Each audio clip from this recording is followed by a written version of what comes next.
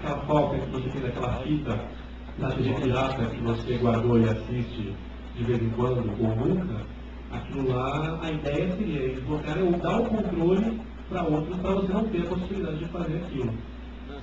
Isso aí é ruim, mas na verdade isso ainda é só uma parte do que é ruim. A outra parte que é ruim é o seguinte: para permitir que isso aconteça, você precisa fazer com que todo equipamento que vai ter essa proteção, que é obrigatória, seja fechado, seja registrado e utilize aquele que tem que ser aprovado no mecanismo que vai ser utilizado.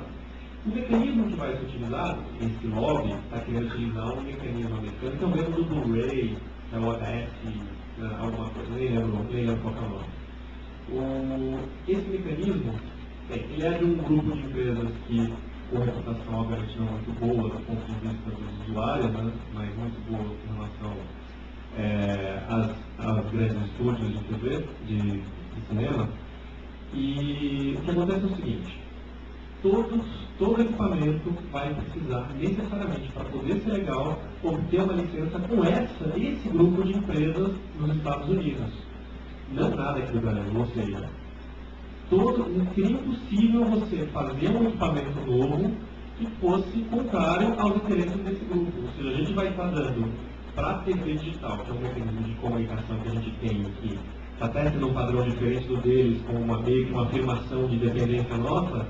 Ao mesmo tempo, o pessoal está falando agora em colocar um mecanismo que vai vincular a gente completamente aos interesses deles.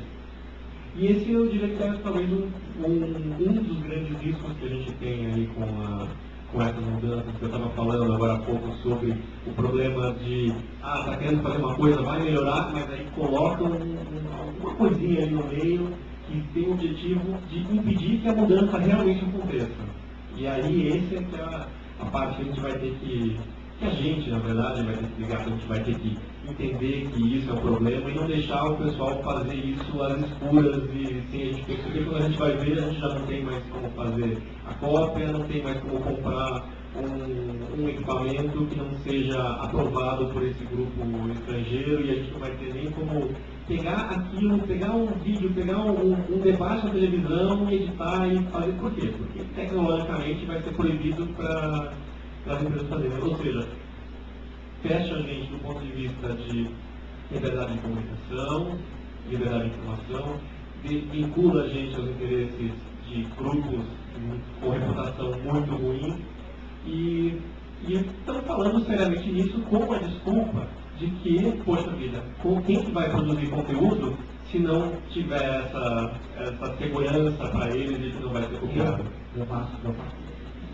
Tá vendo? E esse é o grande problema, tá vendo? Aqui está cheio de gente que faz isso porque tem outras formas e tem outros objetivos, mas olha, a lei está passando por cima da gente, o objetivo é passar por cima da gente para garantir que eles vão ficar resguardados mesmo que a gente se dê mal. Para falar a verdade, eu acho muito inteligente, porque nos Estados Unidos eles fazem um CSI, aí quem quer ver, poucos minutos depois o CSI está no ar, também as pessoas podem ver. Ou seja, a pessoa paga, quando tiver cabo, só que se alguém quiser ver, o programa está lá aberto. Isso é uma forma de propaganda. Então as pessoas não podem repassar. Mas só para americanos. Sim, é só para americanos, mas o problema lá tem que ser norte-americano. Mas pelo menos eles deixam aberto. Quem quiser entrar.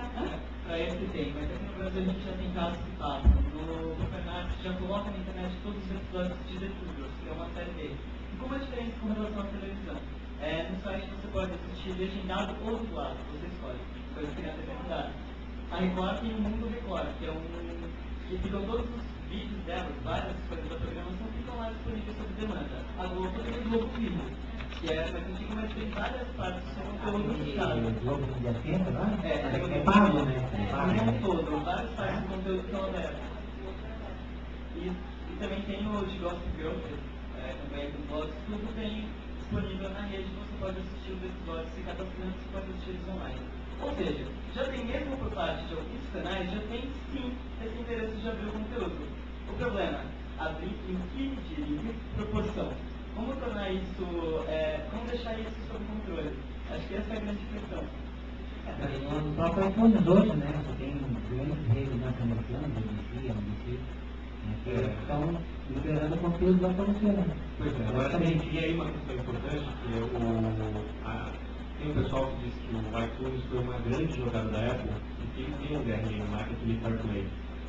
E pode parecer que o objetivo daquele CarPlay é impedir que as pessoas façam cópias das músicas, proteger as músicas, mas o que o pessoal descobriu e que as gravadoras descobriram com o tempo é que o CarPlay é um mecanismo para impedir que as pessoas migrem para outras lojas, para dar para a Apple controle sobre as músicas. Se você compra músicas para o seu iPod, naquela loja, elas estão você já pagou por elas. Você não tem como pegar aquelas músicas e colocar em outro mecanismo. Você não tem como trocar para um outro aparelho que não seja o seu iPod. Você gastou, você investiu, você está casado. E as gravadoras também, elas ficam presas por quê? Porque elas também ficam nessa história de vender o conteúdo delas agora. Quem quer ouvir vai ter que passar pela Apple.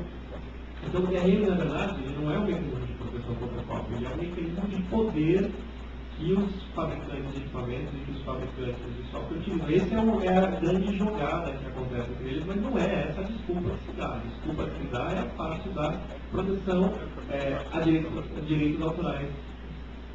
Aliás, até, para começar o que a gente estava falando também sobre como direitos autorais também são insumo para aquilo que você vai produzir, ele também significa que essa proteção já atrapalha até a própria produção de cultura que a gente tem. Tudo isso que a gente tinha falado de televisão e algumas músicas também são, ou vídeos são disponíveis gratuitos no iTunes, todos eles são por parte da corporação. Ela que decide que a gente pode assistir aquilo de graça, por parte da gente. Essa é a diferença, por isso dessa proteção. A gente não tem o poder de decisão do que vai ser gravado. Só comentar uma coisa aqui rápido, até uma conversa que eu tive ontem com o Macari, é que nessa história toda de novas tecnologias, vídeos estão surgindo, novas formas de proteção de conteúdo, é sempre uma briga de gato e rato. Porque assim como nós, pelo menos os internautas mais experientes, conseguem pular certas restrições para baixar determinados artigos ou para acessar determinados sites, também vai surgir um gráfico, alguma coisa que vai inventar um dispositivo. Tudo bem, as pessoas vão colocar esquema de proteção de cópia, mas a pessoa poder baixar um middleware, alguma coisa assim, que consiga liberar essa data. Então, eu até não vejo tanto pessimismo nessa questão dessa proteção que está tendo. Esse tipo de controle. Nesse tipo de controle, porque na capacidade humana. sempre vai Coisas barreiras. é briga de gato e rato. As grandes corporações vão colocar travas para Porque só o DDD-DOM, que é famosíssimo, foi quebrado em licitação de região, né, de DDD. Não, mas a questão não é essa, eu diria. A questão é mais econômica. O problema é econômico e não é um problema técnico. Assim. Vai ser quebrado, tem o Blu-ray e o HD-DVD que estão surgindo aí, eles também, o pessoal está no caminho para quebrar, né, mas o problema não é esse. O problema é que você não consegue ter uma empresa concorrente das empresas atuais, porque essa empresa vai ter necessariamente que fazer uma coisa que é ilegal. Nos Estados Unidos é ilegal você quebrar uma proteção contra a cópia, no Brasil ainda não é. É legal você...